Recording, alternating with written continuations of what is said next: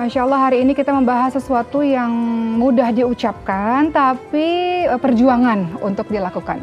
Ridha terhadap ketentuan Allah, menerima apapun yang Allah kasih, takdir, segala macam skenario-nya Allah itu kita terima, itu perlu perjuangan, perlu husnuzon, prasangka baik kepada Allah. Betul ya Bu? Karena kita diujinya beda-beda. Ada yang diuji dari suami, ada yang diuji dari anak-anak, ada yang diuji dari mertua. Langsung ketawa ibunya. Ada yang diuji dari hubungan kakak adik, tetangga ujian. Nah, ada juga. Iya lagi. Teman juga, Masya Allah. Diuji ekonomi, diuji sakit, diuji menikah bertahun-tahun belum punya keturunan. Banyak, macam-macam, berbagai macam bentuk ujian-ujian kita. Hakikatnya kita memahami bahwa selama kita hidup pasti tidak pernah berhenti yang namanya ujian. Pasti, dan setiap manusia pasti mengalami ujian-ujian ini. Apakah itu? Dalam surah Al-Baqarah ayat 155 sampai 156, Allah Subhanahu wa taala berfirman, "Dan sungguh akan kami berikan cobaan kepadamu dengan sedikit ketakutan." Pernah takut dalam hidup ini? Pasti pernah. Nggak ada yang nggak pernah. Kelaparan. Kadang-kadang ada duit, kadang-kadang ada duit, kadang-kadang bisa makan, kadang-kadang nggak bisa makan. Kadang-kadang Allah uji dengan kekurangan harta. Allah uji dengan kekurangan jiwa. Ada orang-orang anggota keluarga kita yang mungkin meninggal dunia, atau teman-teman kita meninggal dunia. Allah uji dengan buah-buahan. Ada orang yang punya kebun nggak panen-panen, atau mungkin buah-buahan dimaksudkan juga orang yang berkeluarga belum diberikan buah hati misalnya. Apa kata Allah? Wabashiris sabirin. Beritakan kabar gembira bagi orang-orang yang sabar. Siapakah orang-orang yang sabar itu? Orang-orang yang ketika ditimpa ujian dari Allah dia katakan inna lillahi wa inna ilaihi raji'un. Ya Allah, iya, saya terima ya Allah semua takdirmu karena ini semuanya darimu ya Allah. Cuman minjem aja. Harta yang engkau kasih ini pinjaman ya Allah. Suami juga sementara ya Allah, bukan punya saya. Anak-anak bukan punya saya ya Allah. Innalillahi wa inna ilaihi raji'un. Bagi orang-orang yang bisa mengatakan begini, Masya Allah, lapang hati dia. Luas hatinya. Dia bertawakal, berserah kepada Allah Subhanahu wa taala. Dalam surah Al-Anbiya 35, Allah juga menjelaskan jenis-jenis ujian itu tidak selamanya yang sedih-sedih. Ujian kadang-kadang berupa yang bahagia-bahagia menurut kita. Ujian kaya, popularitas, keluarga bahagia, sehat, itu ujian. Bersyukur atau kufur akan nikmat Allah. Kalau kufur, mengingkari, udah dikasih berbagai macam bahagia-bahagia, tapi dia lupa sama Allah, istidraj, jebakan Allah. Allah kasih kenikmatan, dia lupa sama Allah, jebakan Allah. Allah balas sempurna di hari akhir nanti. Dalam surah Al-Anbiya 35 dikatakan, "A'udzubillahi minasyaitonir rajim. Kullu nafsin dha'iqatul maut wa nabluukum bisyarri wal khairi fitnah wa ilainal turja'un." Tiap-tiap yang bernyawa akan mati. Nggak tahu saya yang duluan atau ibu yang duluan, nggak tahu, nggak ada yang tahu. Dan kami akan menguji kamu dengan keburukan dan dengan kebaikan sebagai cobaan yang sebenar-benarnya, dan hanya kepada Allah lah kita kembali. Jadi ujian itu bisa bermacam-macam, teman-teman sekalian. Ibnu Katsir rahimahullah juga menjelaskan dalam tafsirnya bahwa Allah uji kadang kita dengan nikmat untuk lihat siapa yang bersyukur dan siapa yang kufur. Kadang-kadang Allah uji dengan kesedihan, siapa yang sabar, siapa yang putus asa. Itu bagaimana cara Allah untuk melihat kita. Dan banyak orang yang marah kalau dikasih sedih sama Allah. Kenapa harus saya ya Allah?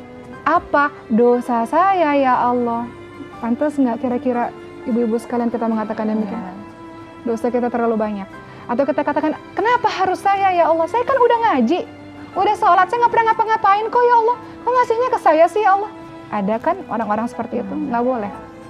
Dalam surah Al-Ma'arij ayat 19-21 Allah Subhanahu wa taala berfirman yang artinya, sungguh manusia diciptakan bersikap suka mengeluh. Apabila ditimpa kesusahan dia berkeluh kesah. Apabila ditimpa atau diberikan kebaikan dia kikir, dia lupa. Tapi dikasih sedih sedikit, kayaknya Allah jahat banget sama dia. Lupa nikmat Allah yang begitu banyak kepada dia. Lupa berpuluh-puluh tahun dikasih sehat, giliran dikasih sakit sedikit aja ngeluhnya luar biasa misalnya. Begitulah teman-teman sekalian. Oleh karena itu, hendaknya kita mengingat firman Allah dalam surah Al-Baqarah 216. Boleh jadi kamu benci sesuatu. Nggak suka ya Allah, nggak suka banget keadaan begini ya Allah. Itu baik untukmu kata Allah. Dari situ kamu belajar kuat, belajar sabar, belajar tawadu, Mungkin dikasih kaya sombong, nggak pernah sholat malam. Dikasih miskin, dikasih bangkrut, supaya nangis sama Allah, tawadhu sama Allah. Mungkin dikasih sehat lupa, giliran dikasih sakit jadi banyak ingat mati misalnya. Jadi kata Allah, boleh jadi kamu benci sesuatu padahal itu amat baik bagimu. Di situ kamu belajar rendah hati, belajar sabar, belajar tangguh, belajar kuat, belajar berharap, berdoa khusyuk kepada Allah. Kemudian Allah katakan lagi, tapi boleh jadi kamu suka sesuatu, kamu pengen ini terjadi padamu, tapi itu nggak baik. Kenapa Allah nggak kasih kaya? Sampai sekarang kok nggak sukses-sukses bisnisnya? Mungkin kalau dikasih kaya sombong, kayak Korun. Dulu Korun waktu miskinnya taat sama Allah. Ketika sombong, ketika kaya, oh aku ini kaya gara-gara diriku sendiri, hebat, sombong. Jadi itu yang membuat kita husnuzon, bahwa ketika kita tahu bahwa ya Allah, ya Engkau uji saya dalam kehidupan, kadang saya sedih, kadang saya bahagia. Kehidupan kan nggak selamanya sedih ya Bu. Betul. Roda berputar, hari ini sedih, besok bahagia. Hari ini bahagia, besok sedih. Hari ini air mata, besok tertawa. Begitu seterusnya. Kalau kita seperti itu, kita berarti adalah orang-orang yang beriman kepada qada dan qadarnya Allah, kepada takdirnya Allah SWT. Begitu teman-teman sekalian. Kita percaya bahwa apapun yang terjadi memang sudah kehendak Allah. Jangankan begitu, daun yang jatuh dari pohonnya itu juga takdirnya Allah. Mata berkedip itu takdir Allah, Ibu. Jangan salah. Bayi kita bergerak gitu ya, bayi kita mulai bergerak, takdir Allah. Semuanya takdir Allah SWT. Dan apapun yang terjadi kepada kita 50.000 tahun sebelum diciptakannya langit dan bumi, memang Allah sudah jadikan itu sebagai takdir kita. Jadi tugas kita apa? Menjalani takdir Allah dengan sebaik-baiknya. Di mata kita kadang-kadang itu nggak baik, tapi itu baik sesungguhnya. Kita lihat bagaimana kisah-kisahnya para nabi terdahulu. Ibundanya Nabi Musa alaihissalam pada sebuah peristiwa. Pada saat itu Fir'aun bunuh bayi yang hidup pada hari itu, pada saat itu. Nah, ibunya Nabi Musa alaihissalam apa yang dilakukan? Meletakkan anaknya ke dalam sebuah keranjang, dialirkan ke sungai. Itu kalau terjadi pada kita kan kita nggak mungkin Bu. Bayi yang baru lahir kita serahkan tuh. Nggak tahu nih gimana nasibnya, mau tenggelam apa nggak tahu. Udah, daripada dibunuh sama Fir'aun, lebih baik ada kesempatan hidup seperti ini. Kelihatannya sih nggak bagus, kelihatannya sih nggak suka keadaan ini. Lihat hikmah Allah apa? Bayi Musa alaihissalam akhirnya dirawat oleh istrinya Fir'aun. Oleh Asia, istrinya Fir'aun. Dan bayi itu disusui sama semua orang, nggak ada yang mau. Akhirnya dibuat sayembara, siapa yang bisa susui Nabi Musa alaihissalam, siapa yang bisa menyusui bayi ini, siapa yang bisa menyusui? Ibundanya Nabi Musa alaihissalam. Fir'aun nggak tahu itu ibundanya. Allah balikkan lagi ibunya kepada anaknya. Hikmah yang kita nggak tahu selalu muncul kadang-kadang di akhir baru kita paham. Nabi Yusuf alaihissalam dibuang sama kakak-kakaknya di dalam sumur. Endingnya apa? Endingnya pada akhirnya Nabi Yusuf mengajarkan kita untuk memaafkan. Akhirnya keluarganya kembali lagi kepada Nabi Yusuf alaihissalam. Jadi banyak kejadian-kejadian dalam hidup kita teman-teman sekalian yang kita nggak suka, tapi ternyata ada hikmah di baliknya. Kalau kita ridha, menerima ketentuan dari Allah, sabar. Nggak mudah, tapi sabar itu luar biasa. Banyak disebutkan dalam Al-Quran tentang sabar. Ummu Salamah contohnya, waktu suaminya meninggal. Kalau bahasa kita, suami kita meninggal, separuh nyawa hilang. Iya. Banyak pasangan yang meninggal jatuh sakit ikut juga gitu. Saking kehilangan ya. Luar biasa. Ummu Salamah suaminya meninggal, sedih banget, sedih. Kemudian beliau mengatakan innalillahi wa inna ilaihi raji'un. Beliau berdoa, ya Allah, limpahkanlah pahala kepadaku ya Allah atas musibah ini ya Allah. Dan gantikanlah dengan yang lebih baik. Maka di akhir dari kisah Ummu Salamah Allah jodohkan dengan Nabi Muhammad SAW.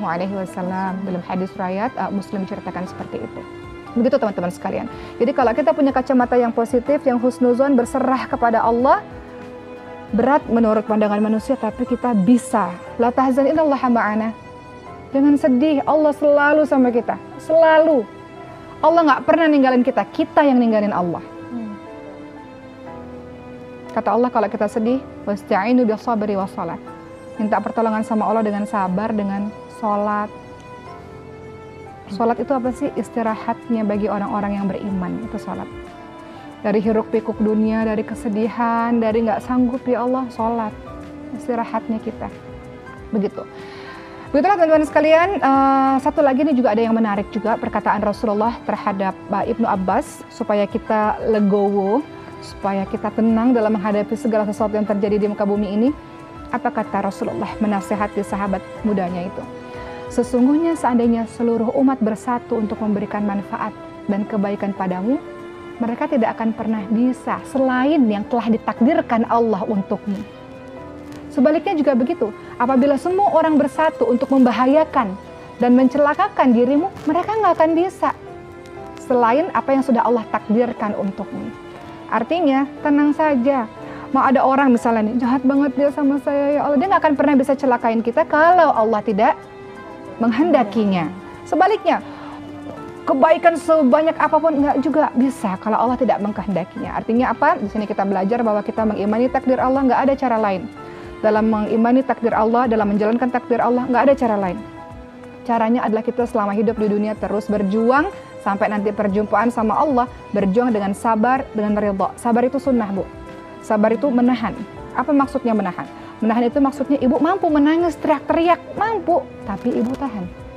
Ibu mampu mukul, merusak, mampu, tapi ibu tahan. Itu namanya sabar. Ridha terhadap ketentuan Allah wajib. Apa itu ridha? Ridha itu artinya kita nggak rasa sakit sama sekali. Terserah engkau ya Allah.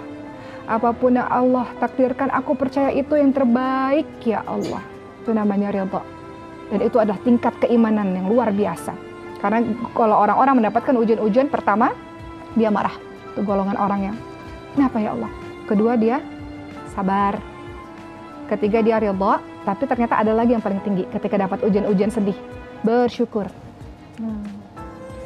Karena dari situ dia akan dapat banyak belajar yang sangat luar biasa.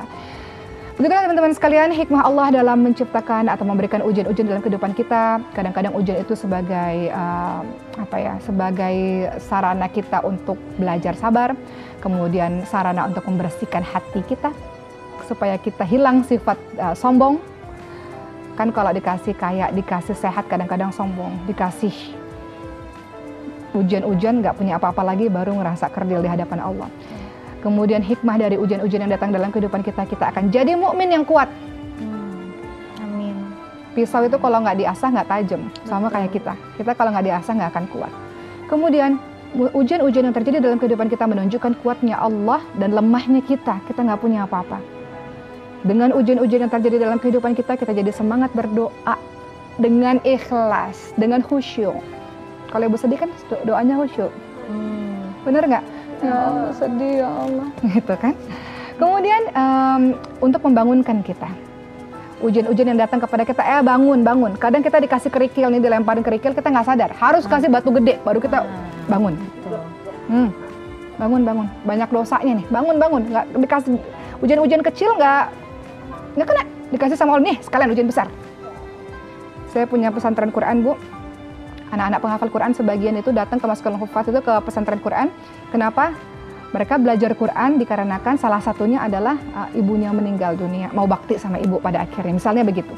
Kadang-kadang kita dikasih ujian besar baru kita akhirnya mau untuk berhijrah, mau menuju kepada Allah Subhanahu wa taala. Begitulah teman-teman sekalian, dan kita paham bahwa nikmat itu baru kita rasakan kalau kita mengetahui lawannya. Kita baru rasakan nikmat sehat ketika kita mendapatkan sakit. Ya, jadi apapun yang terjadi dalam kehidupan kita, percayalah bahwa kita hidup di dunia memang hanya tugasnya menjalankan skenario Allah dengan sebaik-baiknya. Sedih, senang pasti ada, tapi kita nggak akan kenapa-napa selama kita bergantung penuh kepada Allah Subhanahu wa taala. Dan kalau kita sabar sampai akhir, maka kita akan dipanggil oleh malaikat di pintu surga nanti. Assalamun alaikum bima sabartum. Salam sejahtera buat orang-orang yang senantiasa sabar dalam menghadapi berbagai macam